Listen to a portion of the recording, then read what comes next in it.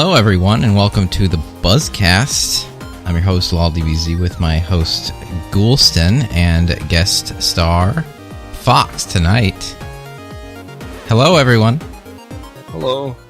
Hello. Good morning, Chrono. Another exciting bye week over here at videoshorts.com. We've got a lot to talk about, and a lot of game stuff that happened recently. A lot of game news. A lot of Pokemon stuff. We've got to catch all of the news here tonight with new Pokemon for the next upcoming game. Darkrai, which completely blindsided me for Pokken, and Pokemon Go kind of running amok amongst the world. A whole lot to talk about with all that stuff. Then we're going to go on to some SGDQ things, which is still another thing I'm not too keen on, but Ghoulston and Foxx are big fans of the speedrunning scene, or so I understand. I raised $100 million myself. Really? It was all me. I love it that much. How did you do it? A lot of credit cards. Well, it's for a good cause, so. Yeah, they won't mind. Yeah. And it won't hurt your credit. Credit can't be hurt from charity, so you're good. NES Mini's coming out. The smallest NES known to man, at last, is here. So if ever it was that you really wanted an NES, but wanted it to be smaller, and also not an NES, but rather some small piece of computing that has some ROMs on there that you could otherwise get on your computer, here it is. The answer you've been looking for. The NES Mini we'll be talking about has finally come to stores. Well, not yet, but soon. And Evolve went free to play. We'll touching on that, and any experiences we or the community can chime in on how that's going. Definitely something I wanted to check out back in the day, but now that it's free to play, maybe I will. And some Counter-Strike controversy we had with alleged gambling. We'll talk about that. Is it gambling? Is it legal? Are they being destroyed? Who knows? And of course, Street Fighter, as always. We'll be loving every minute of that one. So let's get started on the Pokemon Minute.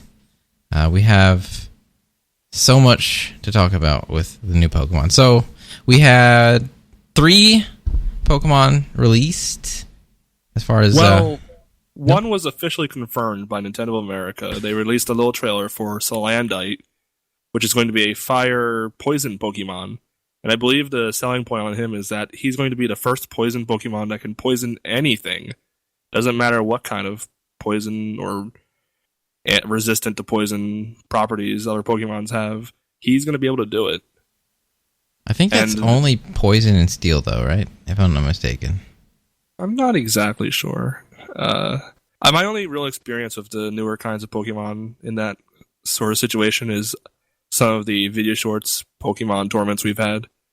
And I do remember being in quite a pinch because I thought I'd be in a good spot to just toxic at people, and then, oops, they're resistant to it.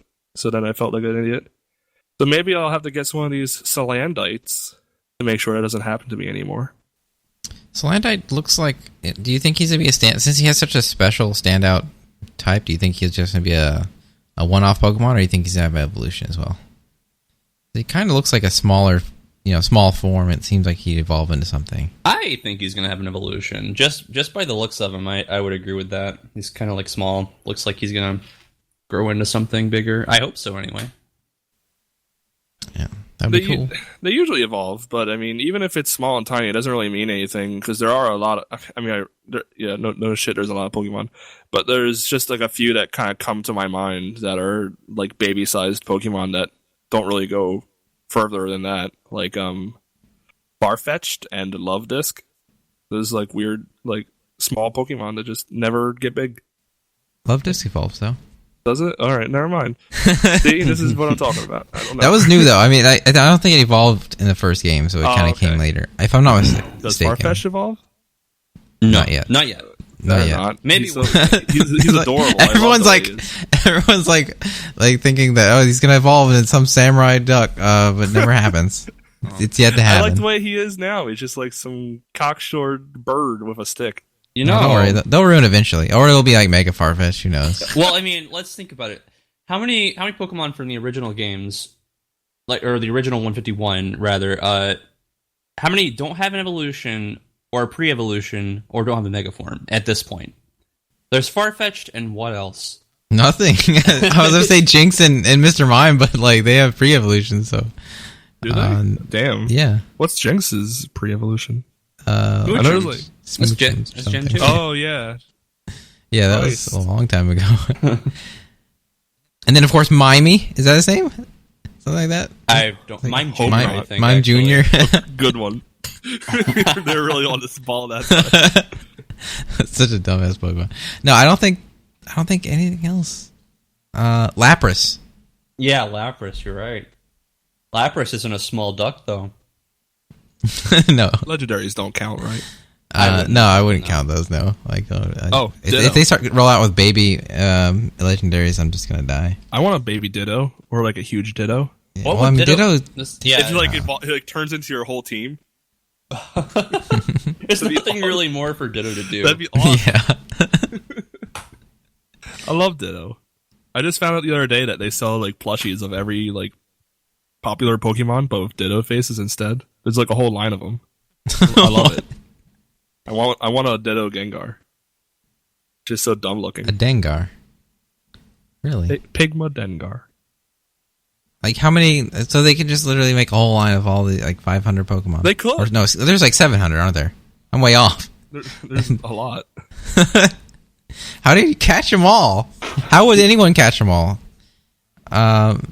We're not even ready to transition, are we? We haven't even talked about the second Pokemon. So there's 3 Pokemon that were okay. The lizard was officially revealed, but then there's like it was a Famitsu magazine, right? I think it's what it is. But yeah, this is a magazine from Japan that just shows these 2 Pokemon, and one's like this weird pink black bear, and another one is a really creepy Pikachu sheet ghost. Like it looks like someone just like drew it and was like, "Yeah, that's a Pokemon." I hate it. I hate that one. You don't like the Pikachu ghost? No. Some people are calling it Peekaboo. That's what I said immediately, but okay. Well, anyway, this bear looks dumb as hell. It's like wearing like some kind of like I don't know, like little tiara with frills on the side, and it's got like this weird little tail. If you can see on like the small picture, it's like this stupid like little raccoon tail. Like it looks more like a I don't know. Looks like it's made of like balls, yeah, like little spears. I can't tell from this though.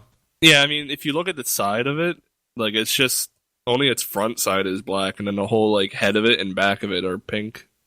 I'm sure there's a reason for this, but it's an interesting design. It's gonna get big. It's obviously like gonna turn into like some massive killer bear. Apparently, it hugs things to destroy them. Perfect. From when what it I'm gets seeing. big, it'll hug things with the intent to destroy. For now, it's just misguided. Yeah, because right now, it just has a blank stare. It just does as it does. It has no intentions. Doesn't even mean to. It's instinct. And this Pikachu thing is apparently supposed to be like a Pikachu mimic of sorts. I'm speculating based on the way it looks is that the eyes are actually on the chest or something. And it's there's some critter. like deep lore to this thing already, allegedly, where Mimikyu, I think some people translate it as Mimikyu, but this Pikachu sheet ghost thing is basically a ghost that wanted to be loved and popular just like Pikachu was. So it like possesses a raggedy old Pikachu doll from like 20 years ago. And it wants people to love him like people love Pikachu. Which is like kind of sad. I mean, he just got like this really shitty smile on his face. Please love me. Oh God. I hate it. Me. I really, really hate this. Why does no one love me? I don't know. I don't like the concept of like, this is it. It's just a sheet that looks like a Pikachu. And there's something underneath, but you'll never know what it looks like because that's not important. I feel like that they've done this with another Pokemon, and I hate it the same way, but I can't think of the one. Cubone? No, Cubone's different. I mean, Cubone is what Pokemon is he? He's a different Pokemon under the Master Link. Like the King, like there's a theory like Kangaskhan baby. Yeah, that's it. So maybe this is like another ghost Pokemon that's repurposed itself. I mean, I guess my maybe this is what you're trying to get at, Fox, but it just seems kind of shameless, and it's like, oh wow, our merchandise is great. That's more Pikachu merchandise. I don't know, Pikachu. I don't like when they try too hard to make like something this unique because it's not going to be unique. There's going to be multiple ones, and I don't know. It doesn't work for me when it clearly is designed around it being the only one, but it's not the only one. There's going to be lots of them. So you're telling me it's legendary. All of them? Yeah, I get I've gotten under Pikachu sheets just like this. Hey, hermit crabs. I guess there's a lot of Pikachu sheets out there. There should be because he's so popular, and so like this is like some kind of weird evolutionary path, like that the animals of Pokemon have taken. Think what I can relate to that angle then, Fox, would be Porygon maybe, because that's not legendary. It's just like, oh man, we fucked up on his computer program. Here's this a lot. We made a lot of them actually. Oops. It was a big error.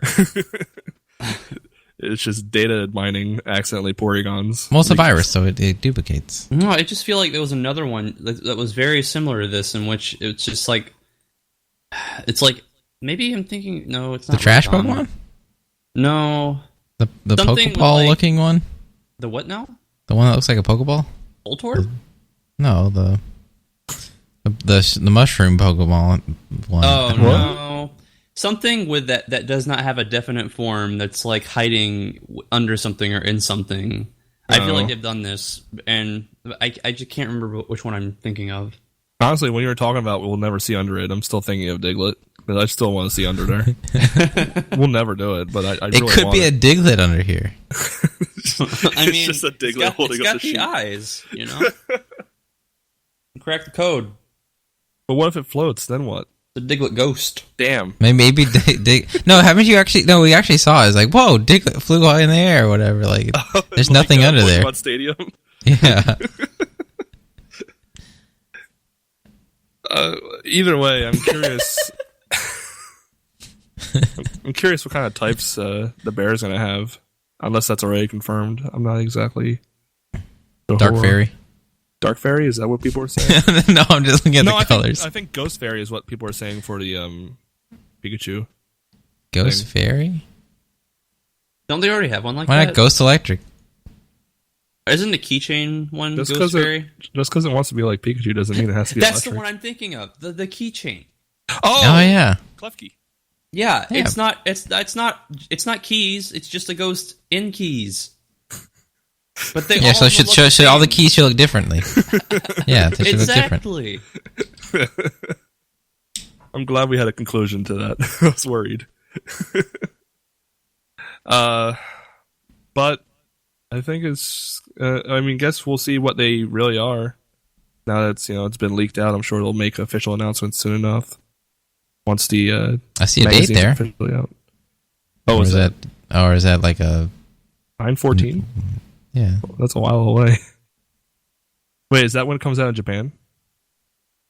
I don't know. Or new? Probably. Is it? Yeah, it probably is. But no, I thought we were on this whole national release by now. They hate us. No. Does it come out in September? Pokemon Go's not even out in Japan yet. Oh shit. Well, was it developed in That's a great time to go on to Pokemon Go almost. I could tell. We can't Pokemon Go yet though. Because there's a Pokemon Woe coming up. Whoa! In the world of Pokken. Who was that? I don't know, actually. It's called Darkrai, but I'm not sure what the hell that is. Oh, it's a new DLC character coming to the arcades for Pokken, and hopefully coming to the Wii U version within time. Yeah, there's not, any confirmation of it coming to Wii U, but I don't see why they wouldn't. It's like a big update that's coming to the tournament, to the arcade versions, where they're going to also get some Wii U exclusive levels in the arcades as well. Which levels do matter in Pokken. There are different shapes for where the battlefields are. Does anyone else think it's just super weird that Pokken has a arcade presence and Street Fighter V does not? It's just so weird. And also, though, Pokken getting this DLC just opens the floodgates for potential DLC, since they have literally like 700 other Pokemon that they can choose from. Well, I mean, they always said they weren't going to do DLC for this game, but I mean, we all like called that bluff. I feel like, or they won't. Did they actually say they're going to bring it to the Wii? Not yet, but I mean, I don't know why they'd bring it to the arcade version and not to the console version. It sold fairly well. You know, it is Pokemon. You know, Pokemon will sell like almost every time. And ever since I saw the roster in Pokken, I always felt like it was just weird that there was so much empty space on it, specifically 4 slots. So I've seen a character select screen of it, and he just like sits in the top left corner, and it just leaves like a slot under him open, and then the right side has got like 2 slots open still. It looks so weird. They have to be making more. There's no way they aren't. It sold really well for for such a game. Like you wouldn't expect it to really do that well. I know it's Pokemon, but it's such a different kind of Pokemon game. But it did sell very well. Yeah, it sold really well, and it's going to be at EVO, and who knows where it'll go from there. It'll either die, no one will care at an EVO, or it'll thrive and become bigger than it ever was. Who knows? I think with the introduction of Darkrai, though, like the Pokemon itself doesn't excite me. Like I'm watching the trailer for it, and it's like, okay, he's got like some kind of like spooky, like shadow clone attacks and stuff. But I guess the speculation becomes who's next. I mean, I think Empoleon is a big request or rumor. Also, Caesar. Articuno? I don't know if Articuno would work there. Then again, you gotta put a bird in there. Yeah, you can play as like Suicune. I didn't see that coming. Sui. Yeah, I guess that would be kind of the same thing. Zapdos. No. Moltres. You need another fire type. I want to be Ditto.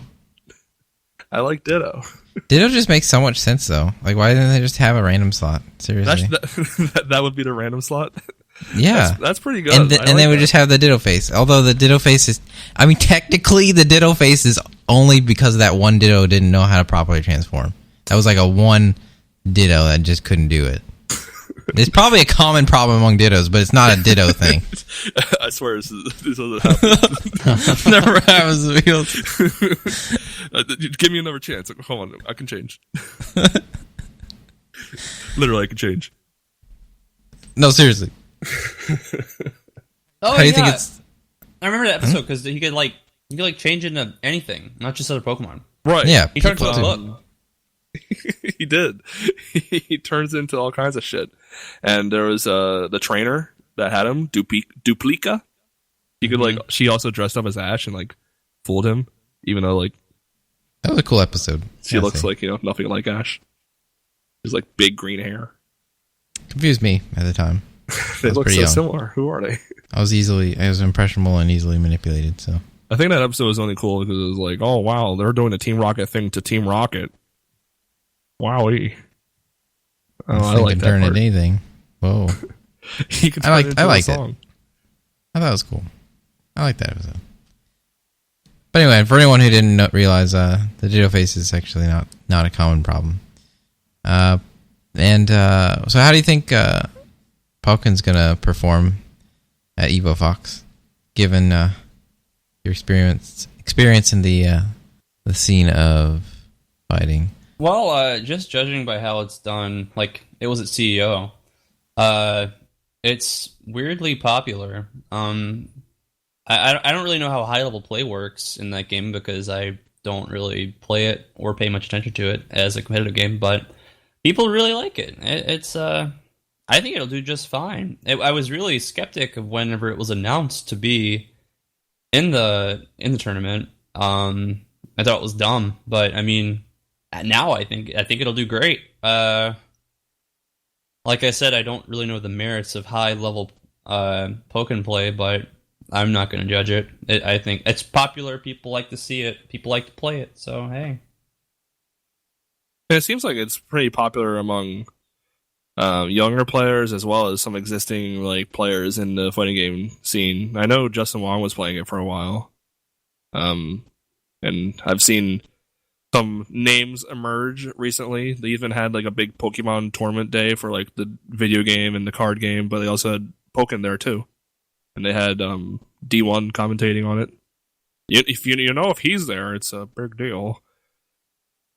And there's just some names popping up there, like, oh, watch out for these Pokken players. So, like, I mean, I don't know. That's not really necessarily like a sign of it being popular, but the fact that it's getting like attention like that and it's getting these big names like attached to it is like, oh, geez, all right, maybe it can do it. Saw him at CEO in the Wawa next to the hotel. Yeah, I didn't know who he was, and then someone next to me was like, "Oh, look, it's D1." And I looked over, and I'm like, "Oh yeah, that's him." Take a bite out of his hoagie. Nah, I actually had to wait like over an hour for my sandwich. that sounds like hell. I mean, there was a lot of people trying to get their $5 hoagies. I feel bad for those Wawa people. Me too. I felt awful for them. It was like 4 a.m. Wawa is a convenience store that makes sandwiches, by the way, in case anyone doesn't know that. That was a gas station. It's also a gas station. It's everything. Is there anything it's not? Closed. Yeah, they're usually open. Yeah. 24 hours. You could go there anytime you like. Whoa! Wait, you could stop there, and it might be a Poké stop, right? Or a gym, maybe? I haven't played this game. I think you're making references to the hot new game that's sweeping the nation called Pokemon Go. A nifty little device, a nifty little app on your mobile device, Android or iPhone, where you kind of just walk around a realistic map made with your GPS built in your phone. And you just kind of are expected to walk around and catch Pokemon in AR, was it augmented reality, I guess? Yes, it augments your reality. Your reality is augmented. Right, and it's getting insanely popular. I guess maybe it's because of like 2 reasons. Like, one, it's free. So, you can play it as much as you want, and if you want to buy like more Pokeballs or some shit, you can drop down dollars for it. But 2 is that it's only got the original 150, and I think that's a smart decision because there's a lot of people that only remember the initial release, and so it's like, oh wow, I remember that there Pikachu. I'm gonna download this, and everyone's just like out and about and walking around like madmen into like walking off cliffs and getting locked into cemeteries overnight and doing all kinds of crazy shit. Someone found a dead body because they're just wandering around somewhere they wouldn't be normally. It's kind of madness. I don't really. I kind of like it because it reminds me of like like we may have been watching like Yu-Gi-Oh and stuff, and you just have these like kids just walking around doing stupid shit, just doing like going on little adventures. This is kind of like that. Like, it's making everyone kind of just go out there and get into trouble more or less. It seems kind of cool. I hate that people are doing stupid things like driving while playing it and stuff, but I think it's funny that people are inspired to just go out and wander around. I think that's kind of cool. Yeah, I mean, everyone's becoming like a little adventurer. I've had friends tell me that they needed like a friend to pick them up because they just wandered too far and they don't really know where they were anymore. Like, hey, can you pick me up? I'm over here. And and as I mentioned, there was literal stories of people getting locked into cemeteries because they just wandered in there looking for Pokemon in the cemetery, and then there was like closing time at the cemetery, I guess, and they got locked in. This is like a lot of ghost types, right? Probably. Well, I guess it's only 150 original ones, so just only Ghastlies and Gengars. Oops, that was a bad choice. I mean, it's kind of interesting because there's, well, first of all, the most important thing I guess to note is that Pokemon Go specifically has given Nintendo a major shot in the arm. If anyone thought that Pokemon, I keep missing on my words. If anyone thought that Nintendo wasn't doing well, then this definitely helped them because they got a 25% increase in their stocks, and It's one hell of a shot in the arm to, if anyone thought it was doing badly. 25% for real. 25% increase in stocks. No way. That's the reports. It's probably more than that, honestly. That has to be like misconstrued. That's huge. I mean, who knows? Who knows if that's going to actually stick? It could just go back down in a few days. But there's just a lot of interest. It's like on everybody's mind. There's been like analytics saying that it's more used than Twitter. Some people say that there's more people searching Pokemon Go on the internet than porn. It's like on sports talk radios in my like area, like they don't even give a shit. It's like this Pokemon thing. I don't understand. Everyone's talking about this Pokemon thing. I thought we were done with that back in the 90s. It's on everybody's brain. It's so weird. Did not expect it to do so well. It's not even a game. It's not. That's why I don't like it. It reminds me of like Candy Crush or something. Like everyone was just playing it because everyone else is playing it. And that's why I'm a little hesitant. Also, that's the extent of the game. It's really very, very simplistic. But if everyone else is enjoying it and like meeting up and doing things together, I guess that's kind of cool. Well, I've been playing it. Okay, tell me about it. All right, let's see. So you got your Pokemon all around. The app will tell you how far away they are, and you just gotta find them. They'll pop up on your little GPS map, on which you are a giant, by the way.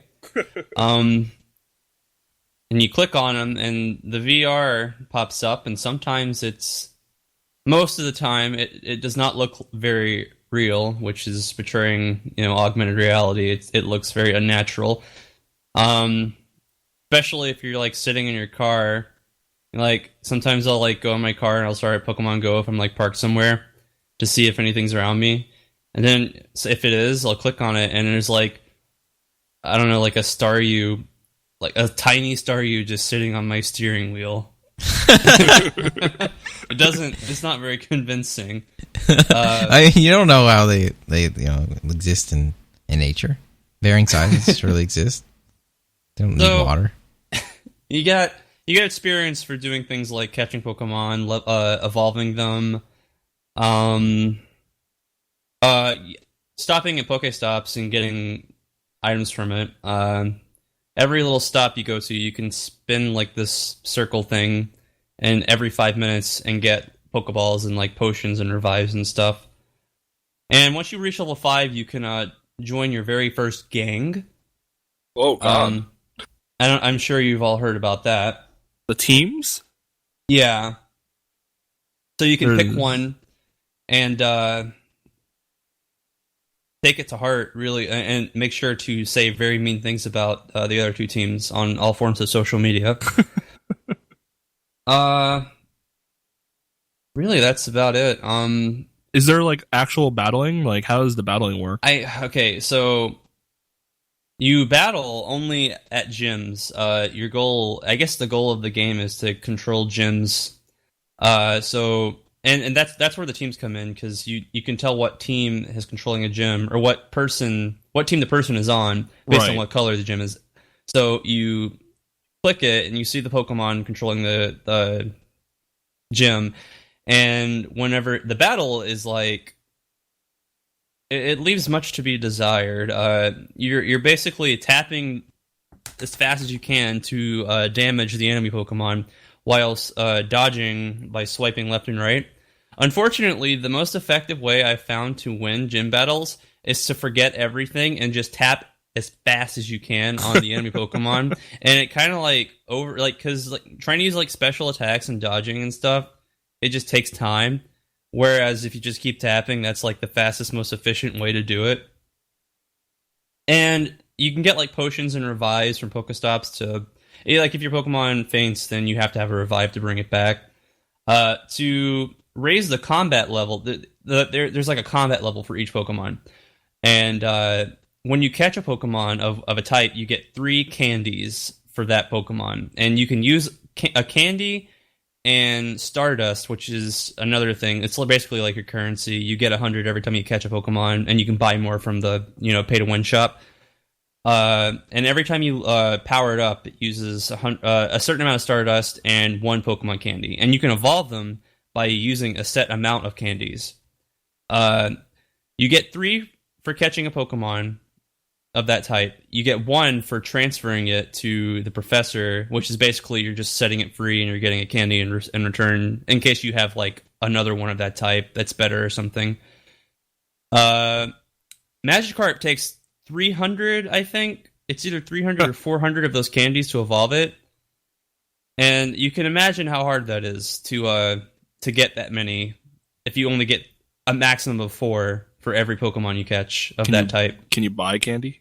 I'm not sure. Like, I think you can, but I don't really know what is available in the shop because I've only looked at it once because I'm not spending money on Pokemon Go, but I don't really know. I mean, I looked in the shop briefly one time, but I saw that it's possible to spend $99 on like coins or some shit. And I was like, I knew immediately, like, oh geez, someone's buying that. So, there's someone out there needs that many coins. So new information tells me that you cannot buy candies. So you would have to catch a lot of that Pokemon to evolve it. I mean, I guess what more can I expect from a mobile game? But I think this is the problem that people have with Pokemon Go. The naysayers, the people that scream at everybody else, like, how dare you like this? Is that it's so simplistic, like you're saying, just like fucking mash the tap.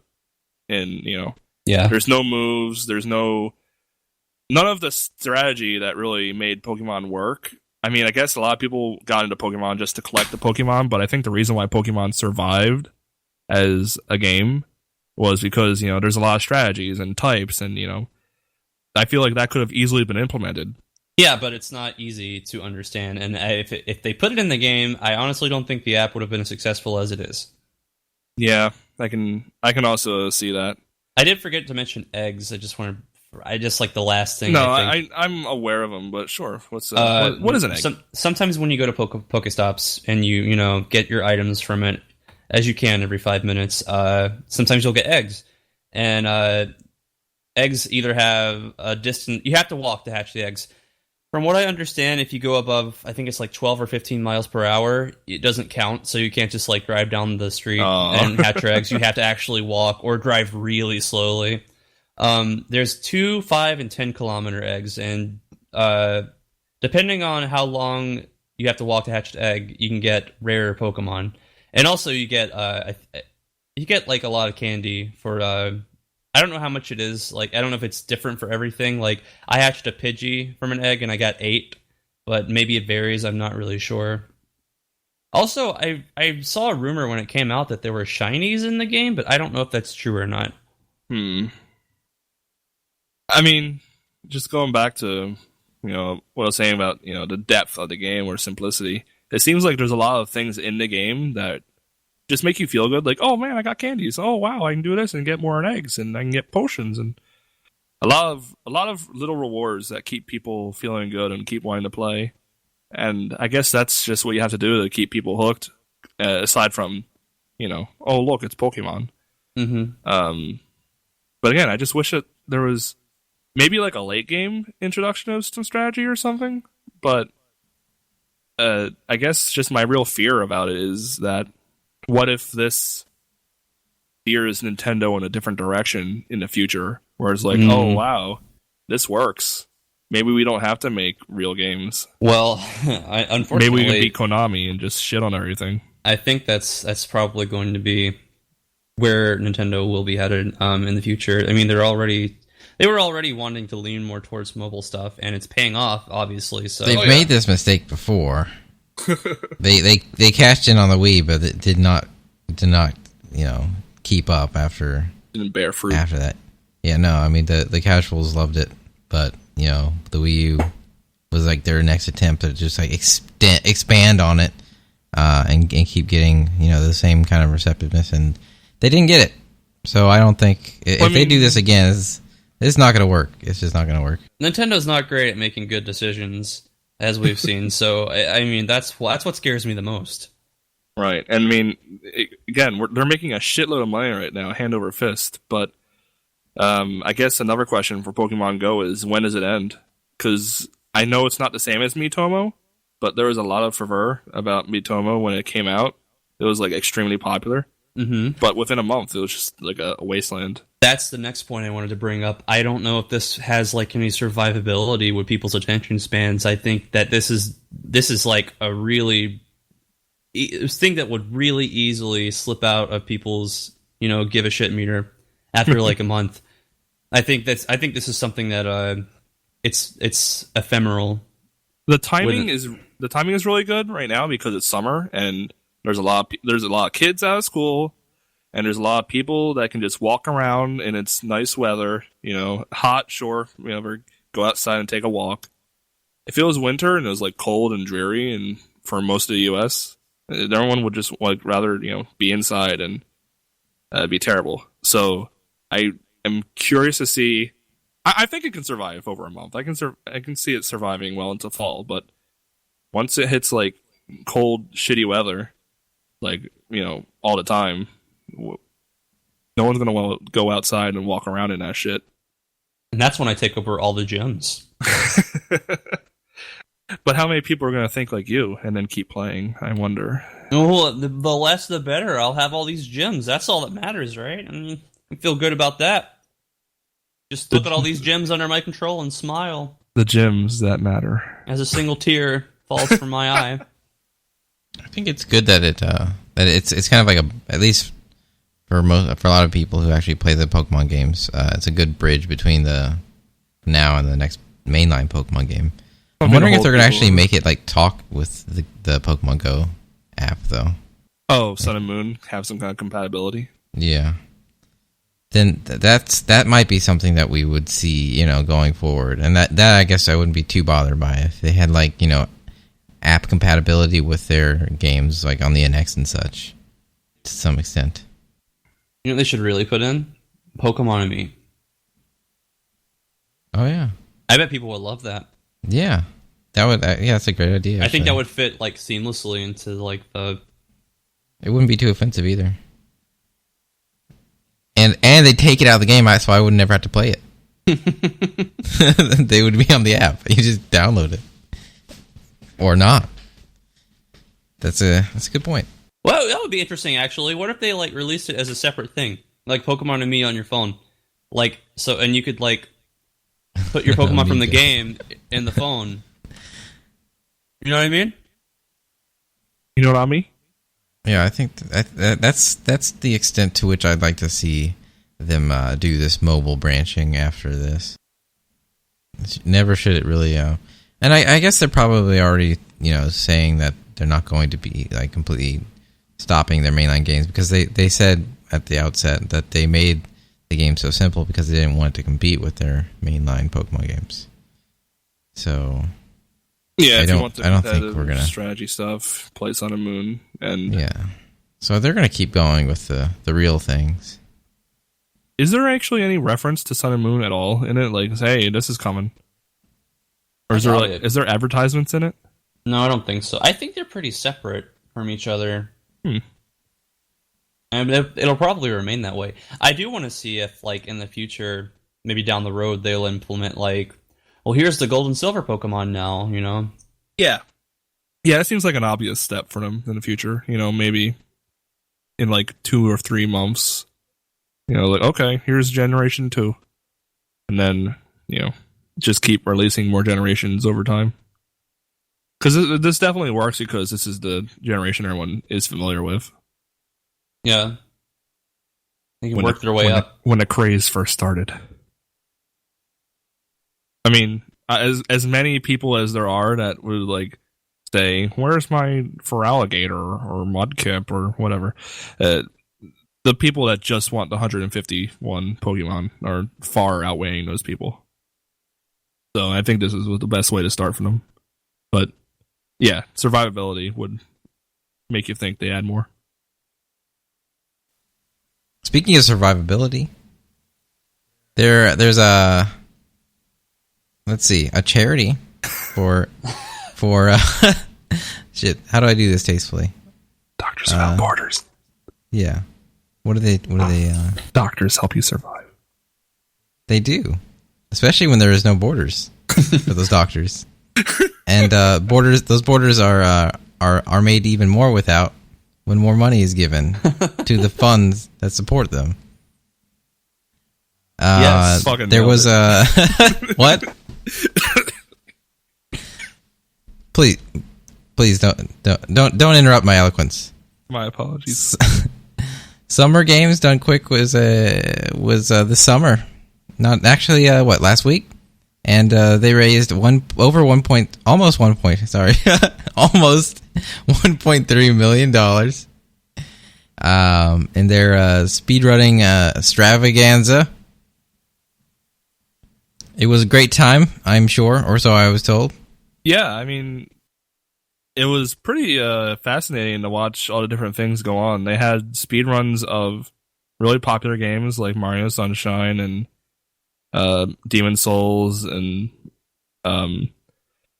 Mega Man's, Final Fantasy VI, the big things. But they've also had a lot of indie stuff this year, more so than usual, I suppose. And a lot of people were kind of like discounting it from those that were looking at the schedule, like, oh, this GDQ looks boring.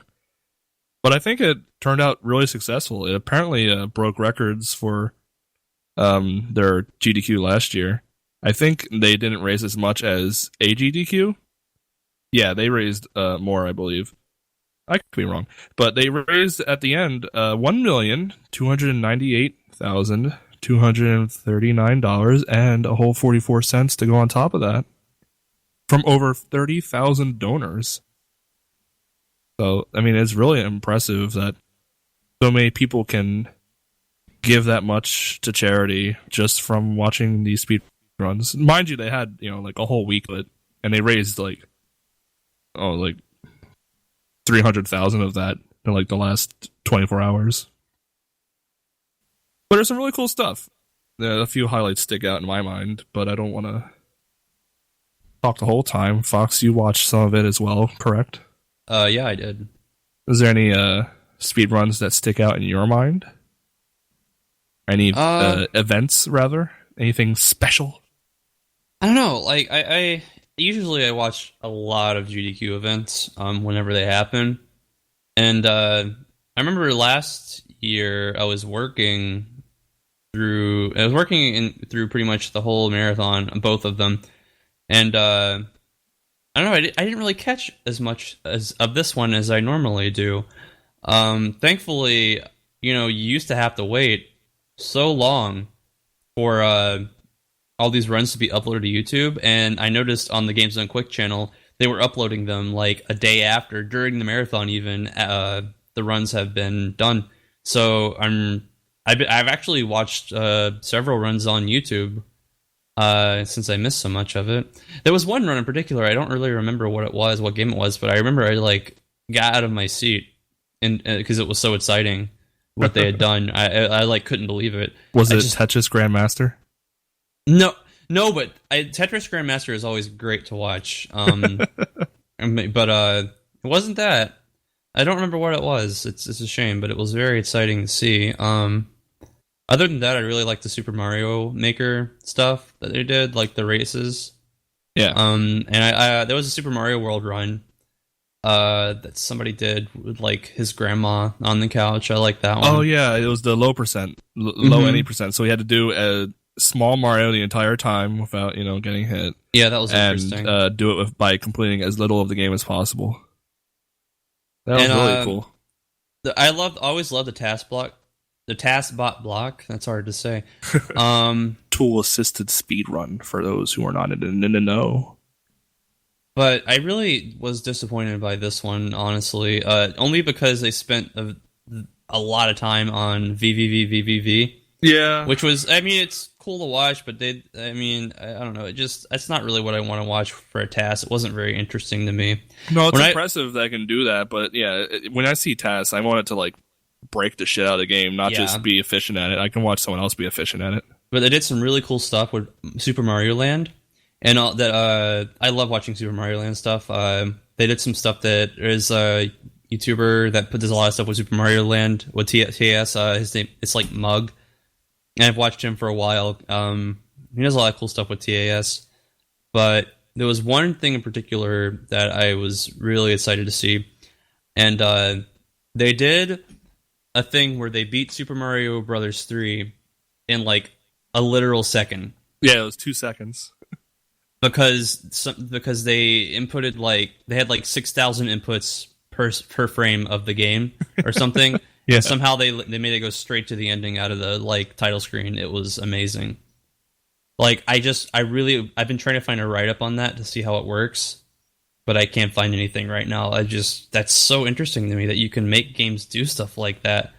Like to see how far games can be stretched to their limits.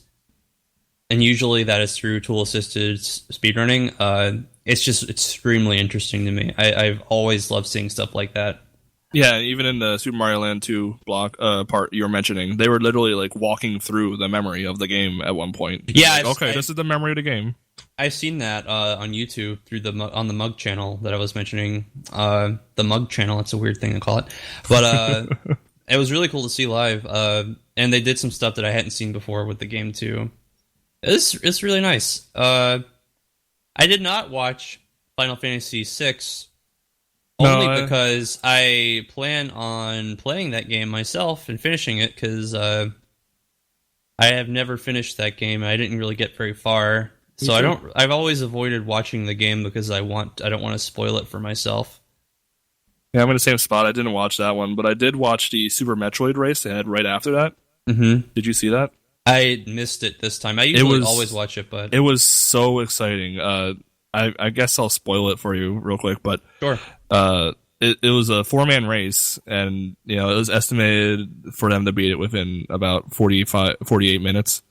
And there's just a lot of talk about Fantoon early on is going to be a real run killer here, and some people got really slowed down by it. I think his name was actually, I don't remember his name. It was one of the 4 guys.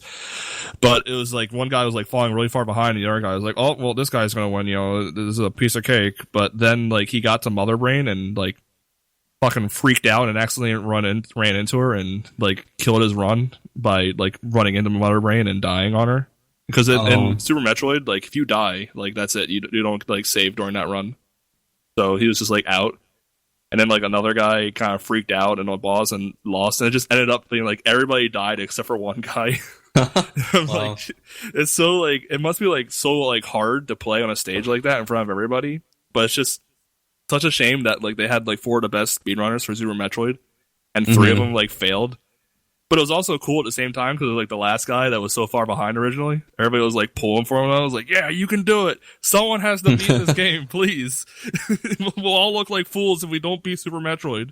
We had this whole kill the animals, save the animals donation thing all week. Please beat it. Can you imagine the blue balls on that if that never got So he did end up doing it, and it was a pretty cool moment. Yeah, that's probably terrifying to do. Oh yeah. I can't imagine. Well, I can imagine, but not in that context. There's some other cool stuff. There was a speedrunner that half coordinated. He played a game called Momodora Reverie Under Moonlight. I can't believe I remember that off the top of my head. That's correct. But he played the entire game with one hand, and he kind of had this really inspirational little speech about his situation in life and all that stuff. And it wasn't too heavy-handed or anything, but it was just nice that these speedruns are really important to some people and really give a lot of people a lot of motivation and make them feel good. So that was a nice feel-good moment. But then a few days later, we had a Pepsi Man speedrun that was had a Pepsi Man on the couch, the guy dressed up in the whole fucking bodysuit. Pepsi I didn't Man, see that. Holding a Pepsi's the entire time and just mimicking. He didn't talk. He just posed and flexed every now and then. Everyone was freaking out and loved Pepsi Man. It was pretty fun. There was one thing I forgot to mention in the task block that was probably it wasn't the most interesting thing to watch, but it was probably the most impressive thing in the block. Talk about yeah. They did a thing where they beat Super Mario Brothers 1, 2, 3, and Lost Levels all at the same time, and they played through the entire game with the same inputs for every game. And they did it in only 9 minutes. That was really cool. It wasn't very exciting to watch, mostly because the streams were kind of desynced with each other. Yeah. But that's so cool. Like, that's insane to think about. Yeah, I mean, that's how they kind of do it. I mean, there's a lot of tricks in each of those games to beat it quickly, but the fact that the taskbot was able to get it so synced up during like each loading, I guess you could call it, transmission, from between screens. Mm-hmm. It was like, okay, Mario 1 is going through a pipe right now. I can use this time to make Mario 2 jump up, this vine. And meanwhile, Mario 3 is going to be jumping over that hole, so I better keep holding right. It's kind of hectic to think about, but I get how they did it. It's just like that must have taken so much time, to figure out. It's pretty damn nifty. And something that stuck out to me, which is weird because this is a speedrunning event, mind you, but wasn't even like a speedrun thing. It was Mario Maker. They had like a relay race where they had 8 guys on like 2 different teams, and every time they had like 12 or 13 levels they would play through for Mario Maker. I was watching that. But every time one person on a team died, they would just do like musical chairs. They would just fucking change places. Like, okay, I died, your turn. Just keep doing that. I loved watching that. That was really good. It was also cool to see, like, okay, I'm really bad at wall jumping while throwing a block up at the same time, so I'm just going to kill myself immediately on purpose so I can, musical chairs, pass it to the next guy. And it's just, like, kind of like madness just watching these guys just run around in circles over and over again, chasing seats. And I love Mario Maker, so it's fine. But at the same time, I'm like, this isn't a speedrun at all. It's just this guy's playing Mario Maker. But that's fine, because I love Mario Maker. Huge fan. Love it. And I don't know, they just play a lot of cool games. Jack and Daxter, all of the Elder Scrolls games. Oh, that was cool too, the Elder Scrolls block. Yeah, they did some pretty cool stuff there. I'm not a huge fan of Elder Scrolls, but I do acknowledge, like, there was just, like, they kind of, like, glitch through a thing, and then they'd run across the entire distance of the game, and then just beat it. There's one thing I didn't see. I want to watch on YouTube. Pokemon Blue, like the reverse badge order.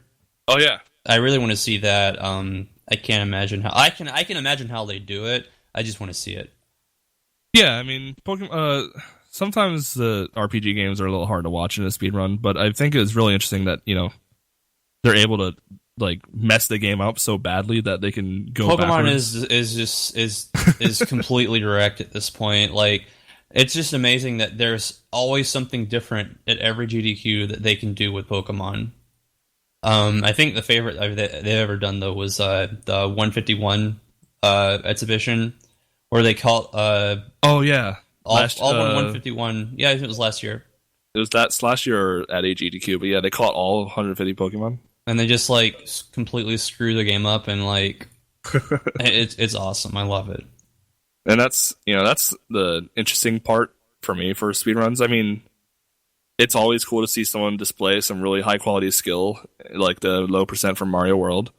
But at the same time, like you're saying with TaskBot, I want to see sometimes just the game just completely fall apart and how they do it and what kind of cool tricks they use to get through it. Mm-hmm. Yeah, it's cool. You think a video game, and then you watch it at GDQ. You'll never expect what games you can beat in 10 seconds. And the games they bring to these things get weirder every time too. Like they had Crystal's Ponytail, they had Land Before Time. They had like a game I played as a kid. I forget what it was called. Claymates. Yeah. I watched that and I'm like, oh my god, this is a game that they have. I didn't know anyone else like knew about this game. They did Jet Set Radio in like 40 minutes. There's all kinds of shit like that. Good stuff, and they raised all that money for a good cause. So, can't really fault them for any of that. And then I look forward to the next awesome games done quick in January. But all these games that were played, I think you'll be able to play a lot of them very soon. And by very soon, I mean like in November. Isn't there a new console coming? loldbz, you like? The fabled Nintendo NX. What? AKA the NES Mini. Oh. Yeah, they finally revealed their new console, the NES Mini. It is a Nintendo plug-and-play system. I don't think it actually takes real cartridges. No. I think it's just a novelty. It has the lid. It looks like you can open it, but you can't. It doesn't even open up. It's much smaller than the original NES, and it is pre-programmed with 30 games of their choosing, and What probably kind can of only games? play those games. What kind? NES ones. Wow. I see Metroid. I see Super Mario Bros. They got the original Mario, Zelda, Kirby's Adventure. Is that Pac-Man? It is Pac-Man. They got Pac-Man. Pac-Man is back. Donkey Kong, Ooh. the original, The bit part. from which he came, yes. Oh, Bubble Bobble. No one doesn't like that. Dr. Mario, Castlevania, Mega Man Castlevania 2. 2. Castlevania 2 is a little But they don't. Iffy. Yeah, they have Castlevania 2, but they don't have Castlevania 3. yeah. I think that's just an admission that Castlevania 3 doesn't run very well in the US version, but whatever. All right. But yeah, Mega Man 2 in there is a really big thing for me because I don't actually have... I have NES games, but I don't have any Mega Man ones, and those are kind of harder to get. Mhm. And I realize this is just emulated. It's just a fucking baby console, plug and play. You can buy it. That's like the grocery store. But it's still like an official Nintendo product, and I guess it's just cool to have something very similar to an NES experience where they're going to have something very similar to NES controllers playing these games. So I think it's very smart that they put Mega Man 2 and not the original Mega Man. oh yeah. that game's good, but it pales in comparison to the rest of them. Okay, Punch-Out featuring Mr. Dream. What is that? Well, I don't know if you knew this or not, but Mike Tyson has a bit of a history of doing some bad things. So at the time, Nintendo was distancing themselves from old Mr. Tyson. And I think it was like within a year or two, they re-released Punch-Out, but called it featuring Mr. Dream instead of Mike Tyson's Punch-Out. Oh, who the hell's Mr. Dream? He's just such a very generic character. Big guy. Why would they even put that on there then? Like, featuring some no-name fucker. Okay. Well, I didn't even know that they did that until I got Punch-Out in the original Animal Crossing. They had the NES games. Oh, yeah. And I saw Mr. Dream on it, and I'm like, what? This isn't the game. This is wrong. And I wondered if they edited it for Animal Crossing, and I did some research, and I realized, oh, they just they re-released the entire game back in the day. Didn't know that. Because my brother had Punch-Out on NES, and I remember playing it, but it was definitely with Mike Tyson. Yeah, I'm pretty sure it's the same game entirely, too. It's just they changed Tyson out for Mr. Dream, who was just some, like, big white dude. Yeah, but why even put that on there? Why? I just don't get it. Featuring an original character for this game that no one cares about. Just I think they were just trying to highlight the fact that I guess so. It's not false advertising. I guess that's the only thing I can think of. Maybe Mr. Dream was on the box. I can't. I don't know. Another one that's on this list that excites me is Tecmo Bowl, because Tecmo Bowl is fucking fun. Good sports game. They're all good games. It's just they're not. Not Castlevania 2. Okay, well, they're all games, but unfortunately, I really just can't get behind this because I just know that this isn't real. This is going to be like basically emulation. This isn't actually NES hardware. Well, unless I'm proven wrong, I just don't believe it. So it doesn't really like excite me. I'd rather just get an NES. There's some things that are bad about it. One, that it costs $60. So that's like already like that's $2 a game. Yeah, that's true. That's also true. But I'm not. I don't want to pay for Kid Icarus or Donkey Kong Jr. So I'm really not paying $2 a game when you're. That's $2.30 a game. We're getting closer. It's neat that it comes with an HDMI cable and it just runs off of that and AC adapter. But I think the thing that interests me the most is that it comes with these controllers, and if you look at the front of the console itself, the ports are really weird shaped.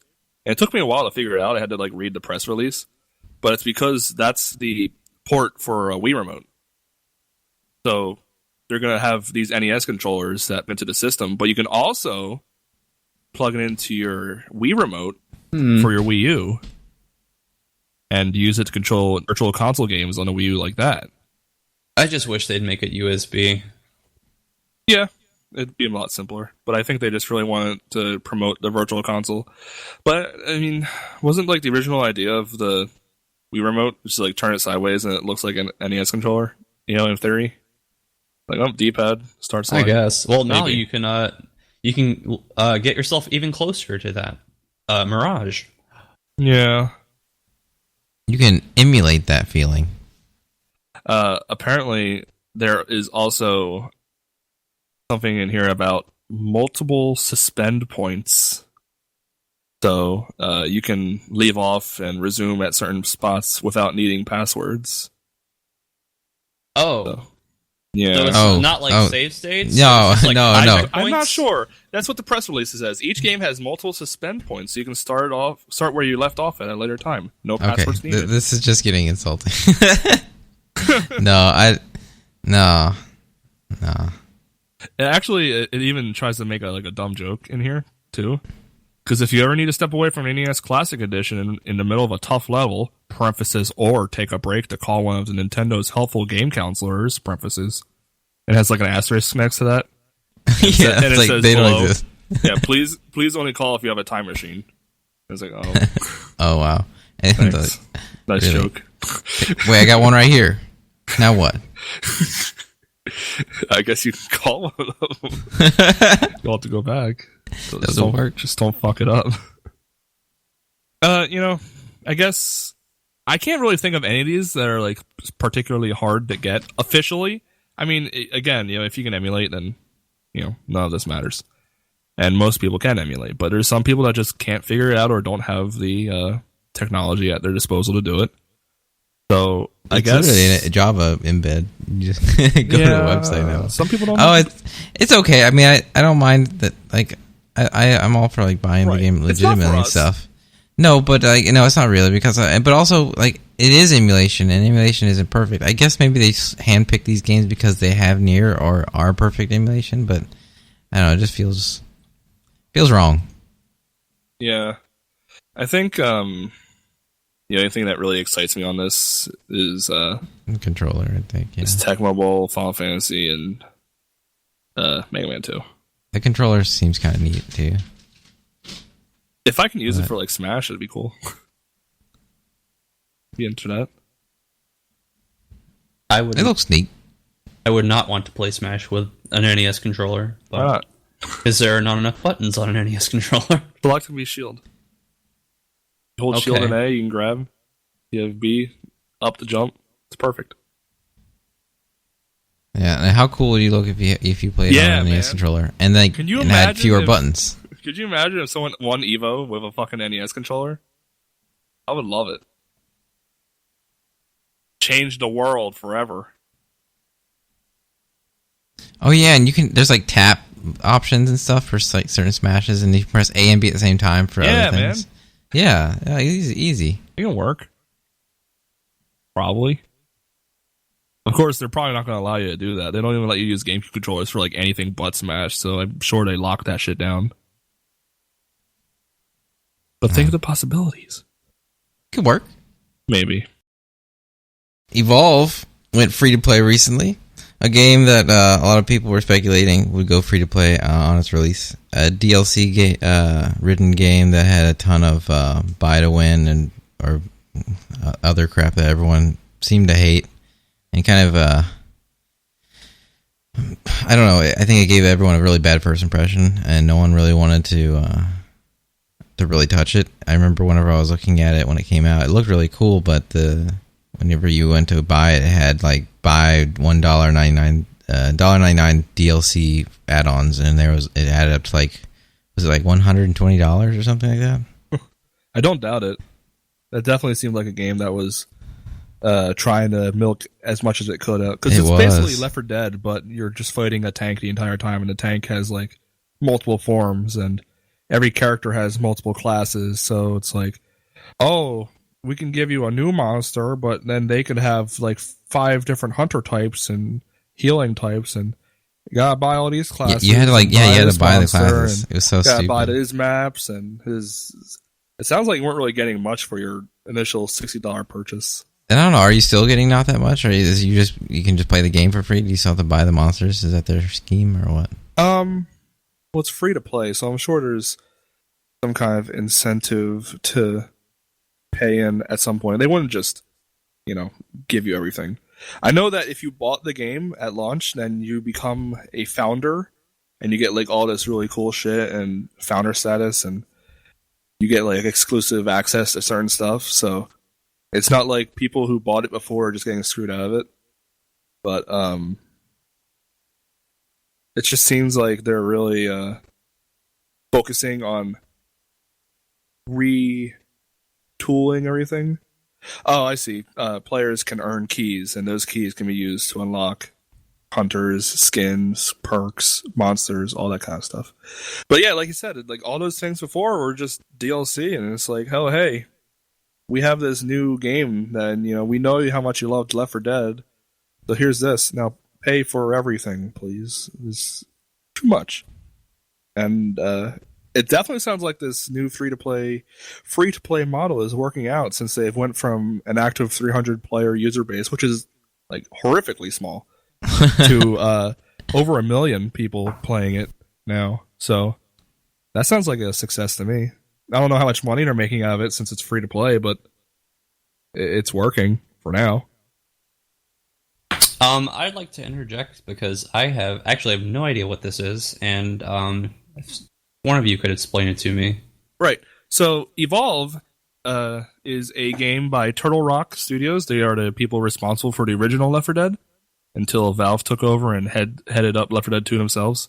Yeah, they tried to snipe the Wii U's asymmetric gameplay structure right before it came out, I think. Oh. Yeah, it's 5-player, so there's 4 players that play as one team of hunters with varying classes, such as a person that specializes in traps, or another person that specializes in sniping, another person that specializes in medics. There's all kinds of hunter classes now that you can, well, before you could buy, but now you can unlock them, allegedly. And player 5 was the monster. So instead of fighting like hordes and hordes of zombies like you would in Left 4 Dead, player 5 just controls a single monster, and it's the monster versus a team across 3 levels. And I think it was pretty much like the monster's goal to like spend a lot of time eating smaller monsters that are out in the wild in order to get bigger and stronger and power up. And like each team has their own mission, For one team, it's usually destroy a monster, kill a monster, trap it. And the monster's goal is usually to like destroy something or, eat all the hunters. They have different like objectives. But it's basically just, what Deebs is saying there. Head to head, but 4 people versus 1. It's Bowser from Mario Party 10. Without the car. Without the car. It's and Bowser gets bigger, and he eats it's smaller pretty Bowsers. Cool. Like you start as like it's kind of like I guess a throwback to what we were talking about earlier with Pokemon. You start with as a little monster, and you don't just get bigger. You I think you get grander and different. Like it, I don't know if you have to metamorphosis in like a little cocoon or something. I don't know, but yeah, like cool. One monster I believe is a kraken, but it's like the final form of it's like this floating, huge like tentacles, like electric, Cthulhu motherfucker. But like he starts off as like a little like baby squid man, and he gets like really big over the process of the game. Like Metroid Prime. Yeah, I mean, you don't have to make your presence known. You don't have to attack the hunters in each stage, but they can hunt you down, or you can choose to get the drop on them. There's all kinds of different sorts of way to play the game. And since it's free, I encourage people to check it out. It's when did that come out? Like 2011 or something? It's old. It was a while ago. It was forgotten very, very quickly. Yeah, that's kind of unfortunate because it was neat, but again, I didn't want to pay for it. And, yeah. And it was like all this DLC shit, and I just felt left out immediately before it even like got going. It's still, going over some changes. This is technically speaking some sort of a beta period where they're experimenting with how to make this new world of Evolve work, but I wish them only the best. But it seems like another shooting game out there is having some stalls, namely one Counter-Strike. I haven't really been keeping up too diligently with the Counter-Strike situation, so if either one of you know how to better describe the situation, please step in. But from what my understanding is, CSGO, Counter-Strike Global Offensive, has a system where you can get these crates, and you can get keys to unlock the crates, and what's inside the crate is kind of random, so people are incentivized to try and earn these keys and get these crates, and in a kind of way, it's like gambling. And so some people have decided, like, hey, we can, make money off of this. So there's a website that was called CSGO Lotto, where they would make a way for you to get keys and crates and gamble your heart's content away on this situation. But apparently this was rigged in the favor of the site's owner, and it's gotten to the point where there's been a lawsuit against the website CSGO Lotto because of their ethics and influences, and apparently just like rigging the outcome in their favor. And it's gotten to the point where Valve has actually made a statement that's like, hey, you're not supposed to be gambling with our game. We're gonna destroy anybody that's trying to do that. And I don't know why it took them so long to remind people that their games are not for gambling, since it's like in their terms and services and all that stuff. But they're finally stepping in, and unlike Valve, they're actually making a statement. They probably had to build a case and stuff with all their attorneys. Important to note, though, the site's owner seems to be named McLeod. That was interesting. What was his first name? Oh, Michael John. Michael John McLeod. Yeah. It must have been several times removed, but perhaps related. Mikey McLeod. Yeah, there's a whole complaint, U.S. District of Connecticut, plaintiffs and defendants and all that. The game is pretty serious. And I guess it must be serious because, they're actually stepping in. Again, things seems to happen a lot, but Valve doesn't usually go out of their way to talk about it. But I guess since this has gotten such attention, and it kind of makes Valve look like idiots for not making this not happen in the first place. They're in, and they're pressing charges, and they're going hard. Yeah, it protects them too. It shows that they don't endorse it. That's a good move on their part. But it's kind of bound to happen. If it wasn't explicitly illegal, it was probably enough, to inspire them to take them down. And they have every right to. Yeah, it's their game. You don't actually own any of these games you own on Steam, especially since they're free to play. We own very little. We own nothing. It's just it's just the way it is. Even speaking of owning and getting owned for games, don't go. Street Fighter V. What a game. Story mode came out. I played through it. Yeah, dude. Instantly. Not instantly. Immediately. We can spoil it. We don't have to worry about that shit. In case you haven't played it yet, beware. Oh, yeah. There's not that much. There's not much. Oh, hold on. Let me start the game. Devour. The end. That's pretty much it. That's all. You got the end. And Gil. Oh, yeah. And his big Olmec face. Delicious. Yes, there was a lot of good things in the game. The story mode was fun. I don't know. I thought it was kind of interesting. The little scenes were fun, but it was really just an expansion on the story mode that we had before. It just had CG and stuff. That's it. A lot of cutscenes. A lot of cutscenes and just little pointless fights in the middle. I was really thinking that there would be like a Super Smash Bros. Melee adventure mode type thing where you'd be like going through and platforming like Streets of Rage or something. I really was thinking that's what it was. That'd be awesome. Yeah, I know. But no, it wasn't that. I still enjoyed it. It wouldn't have to be Streets. It'd be the final fight, and they could easily do that because the series has ties to that. Damn, now I'm disappointed. Maybe next time. I mean, this is free. Yeah, you can tell that they called it like the Shadows of Mordor or whatever. A Shadow Falls, yeah. Street Fighter 5, a Shadow of the next Falls. one's probably going to be DLC they have to pay for. Yeah. Right. And maybe they'll expand the gameplay. $5 to find out. One part fire, one part ice. That was cheesy. There's a lot of stupid stuff. A lot of weird camera angles. There's a few moments in that story mode that are particularly stand out to me. Well, one, Johnny Halsey watched me play it the other day, and he loved the fact that Zangief took a sword to the chest and just shattered the sword just by blocking it with his muscles. Yeah, that's surprising. Pretty over the top. It had a name too. But something else I really liked was that there was a cop named Peter, and you beat up that cop. But some people have hacked it so you can play as the cop, and they've even made like combo videos and stuff for Peter. But I also noticed in the credits, apparently that's Peter Rose's, aka Combo Fiend. So he actually is Peter. Oh, he's in the game. He put himself in. I saw someone repurpose Cammy and with Peter. He just assumed her movesets, and her the critic art looked awful. Like it was retarded.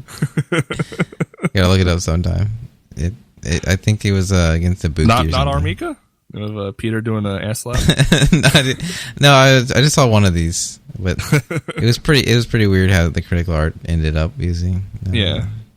Oh yeah, actually, what was really weird is his grab. The way his grab looks with her, I don't know. It's really weird. You gotta look it up sometime. I think that one of the major draws, though, for the story mode was that it gave people a chance to play as the yet-to-be-released Juri and Yurian. Jurian. I didn't really spend a lot of time on either character, but I'm sure both of you gentlemen... Nope. No? I have not. I don't think I'm going to be spending much time with either one of them until they're officially released, just in case they make any major changes. I can respect that. Well, then, I know for a fact I watched you play Juri for like an hour beating up the same guy over and over again. Yeah, I did. I needed to get a feel. And she's really different at this moment. Who knows what she'll end up being at the end. But her fireballs are now not fireballs, but they're actually stores for a Rekka attack. So you basically do a fireball motion and then it's done. You don't have to hold a button anymore. You just let it be there and it shows up on an icon. You do it again and then it does whatever. The low one happens to be a fireball, but the other ones are more like just kick attacks. And these can actually all string together in different ways depending on the combo that you're going for. So it's kind of cool, but I did enjoy the fireballs before. I was trying to make her low fireball into like a crouching medium kick or something, and combos work, and it wasn't quite working. But I didn't get enough time, and then I did kind of do some editing to make it work as far as doing it in training mode. And you can do that, but right now there's like two ways of making it work, and one, the fireball store didn't work, and the other one, you were always in Feng Shui Engine, so you really couldn't feel out the character entirely. But she can do some really cool stuff. What do you think about her? They kind of changed her color, her like primary color from like pink, purple to black. Well, first of all, I don't know if it's complete. Second, I guess it might be going in line with the fact that she doesn't have the Feng Shui engine. She has the Feng Shui engine Alpha, which is like the prototype in theory, because it was the original was destroyed in the story. So maybe they're trying to somehow make it appear to be inferior to her previous one. And I guess that's plenty of justification for all of the other changes she has. She doesn't have a dive kick anymore. She has a target combo in the air that almost looks like a dive kick. That's the closest you get. She has air grab, which is bonkers. What else does she have? That's different. She still has an overhead. I don't think she didn't get another one. Although one of her attacks does look like an overhead. Her pinwheels aren't pinwheels. Oh yeah, she has a DP. That's it. So her pinwheels are no longer a backwards quarter circle. They're actually DP motions. The quarters, the light one is actually very similar to her light pinwheel anyway, but the other ones to go more vertical, so they're functioning as DPs. Her V reversal is looks exactly like her Ultra 2 did, which is cool. I don't know if there's anything else of note. Her lines are all changed. Awesome. When she dies, she doesn't say "I'll have my revenge," which is great because it kind of sounded dumb. I can't remember what she's. I think she goes "ah" or something like that, which is lots more suitable. I'm satisfied with that. Although she's not satisfied, she says that a lot. And what else? Her outfit's completely different. People wonder what's up with the jumpsuit. It's because she's a motorcycle biker now, so it's a biking outfit. I don't know. It still has the spider motif and stuff. I think it's cool. I guess. Yeah. Besides, it doesn't matter because they're gonna she's probably one of the most popular Street Fighter females, so they're gonna give her plenty of outfits, I'm sure. So you're not committed to the biker outfit if you don't like it. I've seen some alt costume. I've seen some alternate colors for it, and I kind of like it more if the alternate colors. It really is vibrant, kind of pops out. But there's already a whole line of beanie outfits for most of the females on their way. I'm sure she's gonna get one if people really want that. I'm not really interested myself. She's actually probably despite the weird bodysuit, she's probably the second best dressed female in the game, which is weird because Cammy's got whatever the fuck's going on there. Ibuki's skirt is flipped up most of the time because the graphics fucking suck. It's a weird game. Actually, I haven't played any Ibuki. She's actually officially out now, and she's going to be on the EVO scene. I know both of you guys have been playing Ibuki. I've been playing Balrog myself. I really like Balrog, but not sure which one is the better of the two characters, honestly. Well, yeah, I don't know why I've been playing Ibuki a lot lately, just in training mode mostly. Just trying to figure out what she does and what she can do. My understanding is from consensus is that she's not that great, at least not now. Relative to her, I don't think she is. You have to work really hard to get, as much as anyone else could out of her. Other characters can pretty much do the same thing with fewer resources. Her bomb combos are cool, but you need the bomb, and her health is so low that you're almost dead by the time you get it. So, yeah, I'm really annoyed by the fact that they made the bomb a 3-bar V trigger instead of 2 bars. It seems like a 2-bar, but it's 3. Yeah. Yeah, it takes you forever to get it. It's awful. I hate it. Is her V skill not that viable enough to build it up? No, her V skill's great. I think it's one of the best tools in her arsenal, but she has to hit with it, and it doesn't build a whole lot. It's part of a one combo. There are a couple combos you can do it, but of course it's the least damage, so you're trading for V trigger. So I don't know, but she has cool looking combos. That's about it. I don't know. I figure it's worth playing with and maybe working on some execution. No harm in that. I don't plan on probably maining or if anybody's gonna be playing her at EVO. I'm sure there will be some people. You'll see her. We might not see her in top 8, but you'll see her. Do you think? I don't know. This seems a silly question, but I think it's worth asking anyway. Do you think PR Balrog's gonna play as Balrog? Oh yeah, because he seems pretty seldom in the colony. I don't know. Well, he may make some changes, but or some character changes. But I think he's gonna play Balrog. I've seen him playing Balrog already. Doing has right. He? Obviously, probably should be because it's. Avoid it, like Mewtwo King. Why would I play that character? What do you mean? Yeah, it still freaks me out that Mewtwo King doesn't play a lot of Mewtwo. But whatever. It's kind of past it at this point. I'm not. I actually have I did notice that Smug has been playing Balrog, and I guess Dudley is kind of close to Balrog. I guess not really. They both have boxing gloves. Yeah. Well, actually, he has got a costume with no boxing gloves, so he doesn't even need those anymore.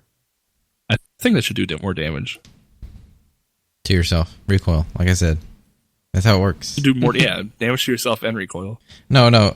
Actually, boxing gloves aren't there to protect your opponent. They're just to protect your fist. They actually still does plenty of damage. It's not really like the hardness of the...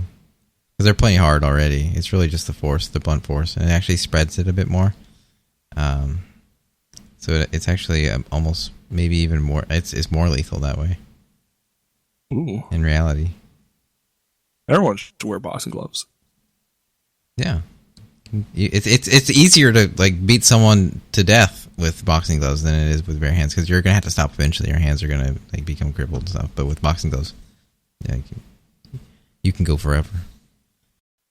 Speaking of Street Fighter and EVO, I think there's things that's pretty interesting about Street Fighter being at EVO this year. And we get to whatever point in whatever order, but being that they're banning the beach level because you can't see certain things in the water, namely birdies, banana, or can. And they're banning the training stage because I think it's something about it's like not fair to use the outlines, the lines to count where you are. But this wasn't a problem in 4, was it? No. So I think there was more lines in 5 than 4. I think they're just reaching for some kind of reason so they can make it so people can't play on the training stage to improve audience entertainment. And that leads to my second point, is that Street Fighter 5 will be on ESPN2, the top 8. So we're going to have a real sport now. EVO on ESPN2. A Street Fighter on ESPN2. That's pretty cool. I mean, I don't know who's going to watch that. Most people won't, probably. I don't know. ESPN2 is a big step. I feel like ESPN2 has some real like contenders on there. ESPN3, I wouldn't like really care. Or like ESPN, there's gonna be a lot of people that are gonna see it. They're gonna get mad. They're gonna be like, video games. This is because that Pokemon bullshit. I think it's good for the brand. It's just like more spread, and I think it'll probably do more good than bad, because whether people like it or not, esports are here and recognized as a sport to enough people where it matters, and ESPN does have an esports section on its website. We'll have to see, but I mean, it's just neat, I guess, more than anything. It's not really going to like change anything big. Maybe future EVOs will have all the top 8s on ESPN2 instead of just Street Fighter. Who knows? I don't really see anybody watching top 8 Guilty Gear 2 or whatever on ESPN, but Smash and Street Fighter 5 I can see. It's going to be an exciting event. Well, I guess that's it. We talked about a lot of stuff. I'm moving this coming Wednesday. Wow. I know. Big day for you. It's a lot of days. I got to do a lot of packing and stuff. I'm going to have to pack up the computer. I'm not going to be able to stream again for a while. Oh no. Ever. Forever. I don't know. You should do a farewell stream. A farewell? Well, I mean, I'll be back. Yeah, but I mean, fuck you, Texas. Play your most Texas game. I know what that one is. Shoot, I don't know what that is. Texas Hold'em. And then let him go. Shoot, what? You know what that is? And tell me. I don't know. I can't think of it. I'll tell you. See you later. Ooh. Foxx, it was a pleasure having you on. Oh, the pleasure was all mine. Pleasure doing business with you. Oh man, I really hope Pokemon Go dies though. I mean before MagFest, please. Oh my god. I mean, I just don't want that. Dude, I can't even right now at Vegas where EVO is, like, I can't imagine what that's like in the heat, like the height of it. It's just people just like dual fisting phones walking around, Caleb was saying that, yeah, he had 2 of these fuckers. What, are you serious? Oh my god. Thanks for tuning in to the BuzzCast this week. We'll see you next time here at videoshorts.com.